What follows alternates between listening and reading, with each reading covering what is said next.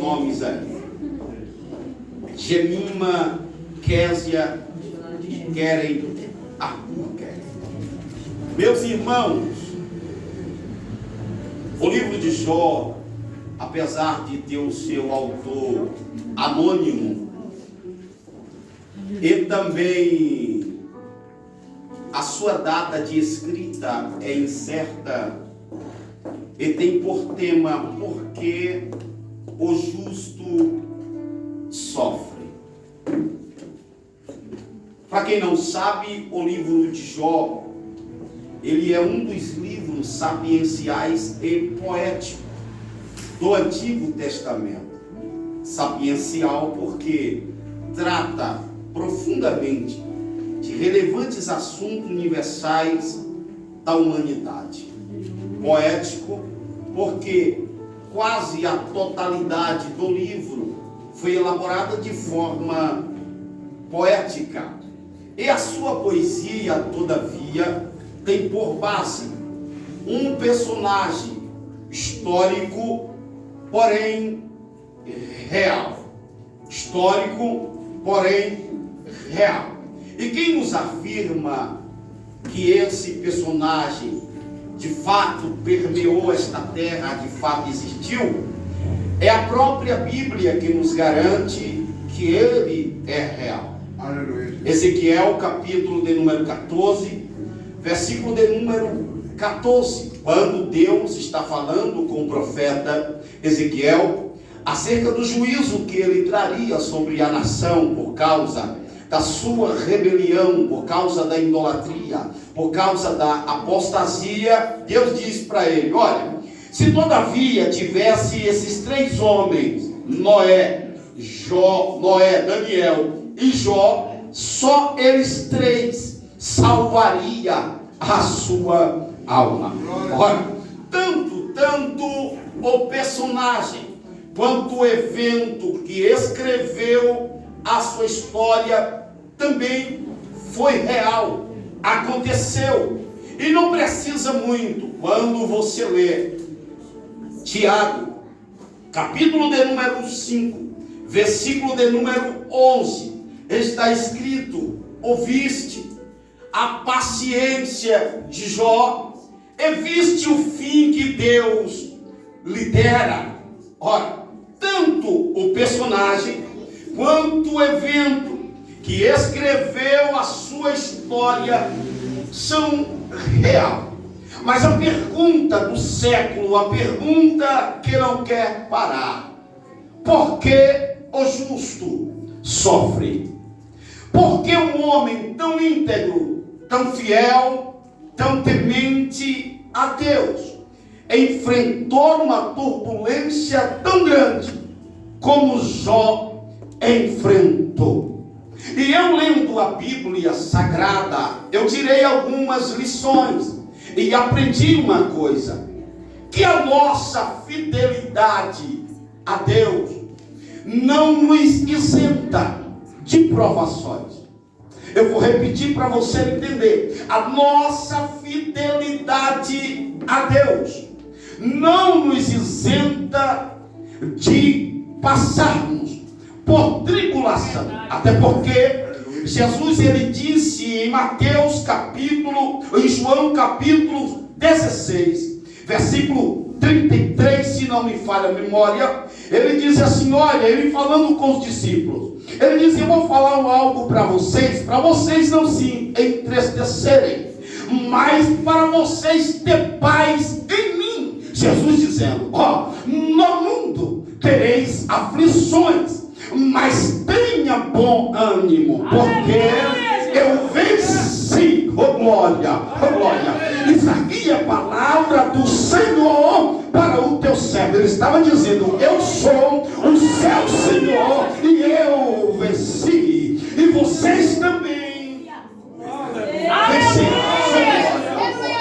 Então a nossa fidelidade, ela não nos isenta de passarmos por provações, mas a nossa fidelidade a Deus também não permitirá permanecermos na prova, aleluia, passamos pela prova, mas não permanecemos na prova. A sua fidelidade a Deus será um veículo que vai lhe conduzir, vai atravessar pelo deserto, mas vai te ajudar a chegar à terra prometida.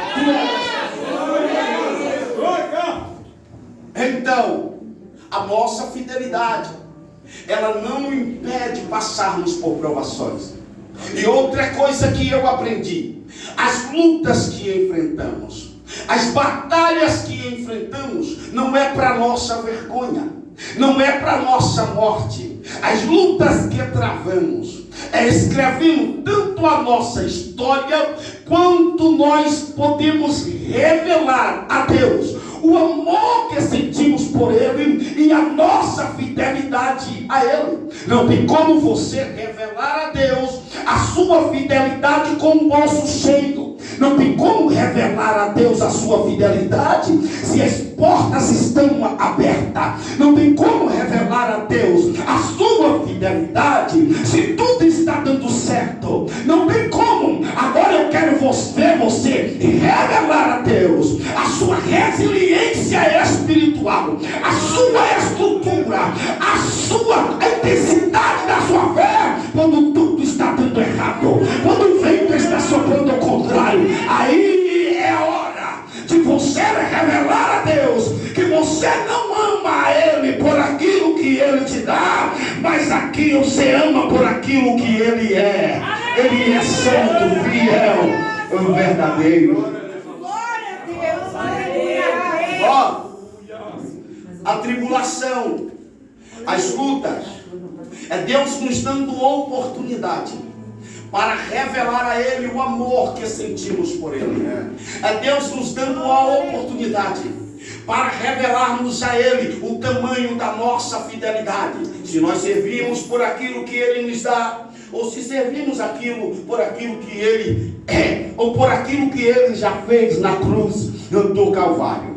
Aleluia. E eu fiquei observando que esta foi a reação, isso foi o que Jó demonstrou. Mas a gente pergunta sempre: mas se Jó era tão íntegro, então por que Deus o permitiu?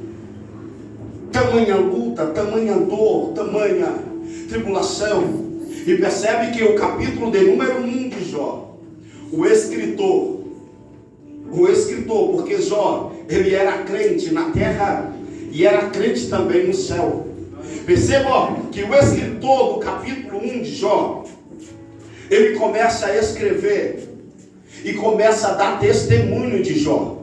O escritor do livro, ele começa a escrever dizendo: havia um homem chamado Jó, que habitava na terra de Uz. Esse homem, ele era temente a Deus. Esse homem era íntegro a Deus. Esse homem se desviava do mal. E ele começa a dizer: esse homem era rico, era o maior do Oriente em riqueza. Tinha jumentos, tinha camelos, tinha gatos, tinha ovelhas e tinha muitos servos ao seu serviço. Era um homem muito rico. Isso aqui é o escritor testificando de Jó, testemunhando de Jó. Mas no versículo de número 6, o escritor começa a escrever. Mas o escritor começa a escrever não testificando de Jó, mas ele começa a escrever dizendo: um dia os filhos de Deus se reuniram, e entre eles o inimigo das nossas almas também foi entre eles, adiante de Deus. E Deus pergunta: observaste o meu servo Jó, homem íntegro? Agora ele começa a descrever Deus testemunhando de Jó. Primeiro, o homem escreve testemunhando no versículo 1, mas no versículo 6 o escritor está descrevendo Deus testemunhando de Jó. E eu fui me perguntar por quê. Primeiro o homem testemunha e depois Deus testemunha. O homem escreve o seu testemunho, depois escreve o testemunho que Deus está dando a respeito de de Jó. E o Espírito Santo falou forte ao meu coração. Ele disse: meu filho, o crente fiel é conhecido na terra e também é conhecido no céu. Se o crente aqui na terra não tem testemunho para o seu vizinho contar, fique tranquilo, também o céu não tem testemunho ao seu respeito para contar. Até porque a Bíblia diz em Mateus capítulo 8, 18, ele vai dizer assim, ó: o que é ligado na terra é ligado no céu.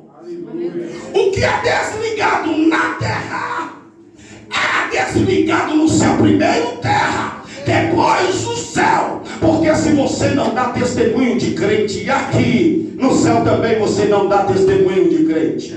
Se o mundo não conhece o seu testemunho, o céu também não conhece o seu testemunho.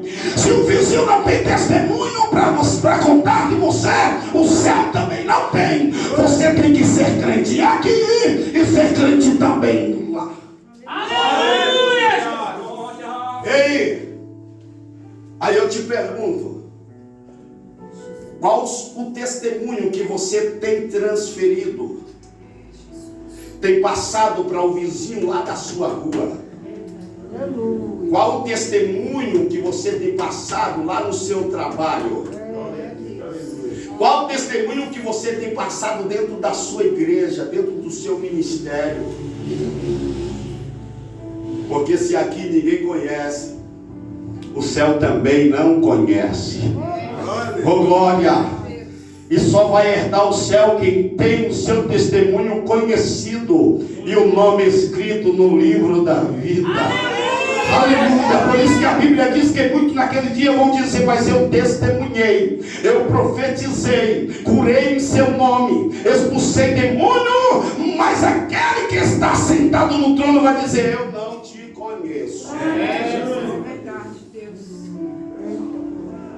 Testemunho aqui, porque quem é fiel aqui é conhecido aqui e é conhecido lá. E a Bíblia diz que os filhos de Deus se reuniram porque antes da ressurreição, antes da morte e da ressurreição de Cristo, o inimigo ele se apresentava em certo tempo diante de Deus para acusar. Mas depois que Jesus morreu e ressuscitou, essa mordomia foi quebrada. Aí Apocalipse capítulo de número 12, versículo de número 10, está escrito assim, ó: e ouvi uma grande voz no céu que dizia: agora chegada está a salvação e a força é o reino do nosso Deus e o poder do seu Cristo. Por quê? Porque já o acusador de nossos irmãos foi derribado, o qual diante do nosso Deus os acusava dia e noite. Olha, e aí eu cito Romanos capítulo 8, versículo 1 para você dar glória, porque escrito assim está: agora nenhuma condenação há para os que estão em Cristo Jesus. Me perdoe, mas há uma vírgula: quem não anda segundo o conselho dos que não anda segundo a carne, mas que anda segundo o Espírito. Aleluia! Ó, nenhuma condenação há para os que estão em Cristo Jesus, que não anda segundo a carne, mas que anda segundo o Espírito. Não adianta. Se andar segundo a carne, o acusador vai acusar. Vai acusar através da sua mente, que é o seu juiz. E não adianta, porque se mentir, o acusador diz: é mentiroso. E está dando uma de verdadeiro. É falso e está dando uma de original. Não adianta. Você tem que ser verdadeiro, original, crente, remido, lavado pelo sangue. Que não anda segundo a carne, Quem está entendendo da glória? Olha aqui para a gente correr. O inimigo olha. Ele não olha a fidelidade de Jó. Ele olha o que Jó tem. Ele olha a riqueza de Jó. Ele olha os bens que Jó tinha. Ele olha a família que Jó tinha. E diante de Deus, quando Deus pergunta: observaste o meu servo Jó, homem ímpio que tem mente, que se desvia do mal. Aí o inimigo diz: eu sei porque ele é fiel. O Senhor cercaste eles de bem, família abençoada, a fazenda está crescendo, o Senhor tem abençoado ele. Como é que ele não é fiel? Irmãos, Glória a Jesus. até o diabo ele tem que reconhecer que o que você tem foi Deus que te deu. Aleluia! Até o diabo tem que reconhecer que a sua vida é abençoada por Deus. Até o inferno tem que reconhecer que você crescerá, que você prosperará, porque Deus vai fazer. Ele tem que reconhecer que a sua vida é de Deus, que a sua família é de Deus, que a sua casa é de Deus, que o seu trabalho é de Deus, que as vestes que você está vestindo é de Deus. Aleluia! Olha o que o diabo estava dizendo. Ele está te servindo porque o Senhor tinha abençoado ele. Ele estava dizendo: ele está te enganando. O Senhor está enganado com ele. Ele só está te servindo por aquilo que o Senhor deu. Porque o diabo é assim, ele mede você por aquilo que você tem. Mas Deus, ele mede você por aquilo que você é diante dele. O diabo consegue enxergar aquilo que está aparente, mas Deus consegue enxergar aquilo que está no oculto da alma do ser humano. O diabo nesta noite está olhando para você e está achando que você está aqui por a casa que você tem, pelo carro que você tem, pelo emprego que você tem, pela saúde que você tem, pelo marido ou esposa que você tem. Ele está achando que você está aqui por causa do ministério, por causa do cargo que você exerce. Ele está aqui achando que você veio adorar, porque Deus tem abençoado. E talvez você está olhando para mim e dizendo: mas pregador, tem pessoas que servem a Deus, é por aquilo que Deus dá mesmo. E outra coisa, eu tenho que concordar com você, mas nesta noite a minha visão não está voltada para os interesseiros, a minha visão está voltada para os remanescentes. Se Deus der, ele adora. Se Deus não der, ele adora. Se Deus fizer, ele é crente. Se Deus não fizer, ele é crente. Se Deus abrir a porta, ele é salvo. Mas se ele não abrir, ele continua dizendo: eu sei que o meu Redentor vive.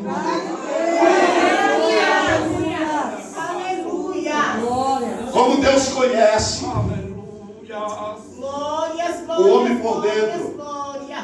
Deus disse: vai e toque em tudo que ele tem. O inimigo toca na riqueza, toca na família de Jó. São 4 notícias, uma atrás da outra no mesmo dia. E quando a notícia chega que os filhos tinham sido mortos, a Bíblia diz que ele rasga suas vestes, lança cinza, ele se joga no chão. Parece que vejo o inferno olhando, dizendo: Jó vai negar. Jó vai negar a fé. E Jó tinha razões, meu pastor, para negar a fé. Porque uma coisa é você não ter, você lutar para ter, ou você ter e perder é outra coisa. Jó tinha tudo. E no mesmo dia ele veio o vento passar e levar tudo, e não lhe sobrar nada. Tinha tudo para negar, porque ele tinha, mas agora não tenho nada. E eu sei qual é essa dor de ter e perder. Eu sei que alguns irmãos aqui sabem. Há 2 meses atrás Jesus olhou para dentro da minha casa e disse: Osiel, chegou a hora de eu tomar Raquelzinha para mim. E tomou Raquelzinha sem explicação, sem explicar por quê. Tomou e levou. Aí só resta a saudade, a dor, mas há uma força dentro de mim que eu não consigo te dizer: o Senhor é santo, o Senhor é justo, o Senhor é fiel, o Senhor sabe trabalhar, o Senhor sabe como fazer, o Senhor sabe como agir, mas a dor fica. Porque tinha, mas agora não tem mais. E essa foi a dor que Jó sentiu. Eu tinha riqueza, mas não tenho mais. Tinha filhos, mas não tenho mais. Tinha servos, mas não tenho mais, porque os que sobraram vieram me trazer notícia que eu tinha perdido. E as más notícias me tiraram a força. E a única coisa que eu tenho é me humilhar. Colocar a boca no pó, porque talvez a esperança. Eu sei que Deus está falando com alguém aqui nessa noite. Aleluia! Deus trouxe alguém aqui nesta noite para tratar com você. Deus nos trouxe nessa noite aqui para ter um diálogo com você. Aleluia! O inimigo está olhando e diz: ele vai negar, mas ele vai dizer: não, eu saí do ventre da minha mãe. E nu eu vou voltar para lá. Aleluia. Deus me deu, Deus tomou. Bendito seja o nome do Senhor. Oh glória, oh glória, oh glória.